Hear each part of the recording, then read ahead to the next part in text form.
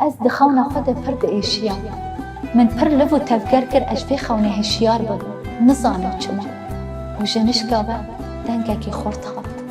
جتر سانا و خو مدست خو دانی سر چاوی خو من روح خو گرد لکه و مچاوی خو بگه هلی چه بنارا و لیچه ننارا بدن ازارو کان قد و قد و العرضه دیوار و بانی بسر سر خودیا دهاتو بخوار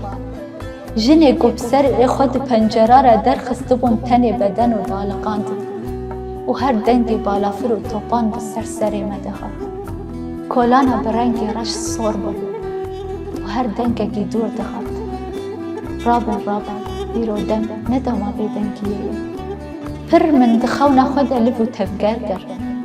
پر من دخواست از هشیار بود لیمن نگاری حوال من جوه دهات دست خوال سر ملئ من داني وقوت هوالا هشيار ببا إيرو دم نتما بيدنگيه من قوتي هوال من از پر وستياما از ايش بيخوني هشيار ببا قوت من بتشافكي ملولو تجهزتا أذا نخونا أذا راستيا أذا إيشا سريكانية أذا إيشا بجاري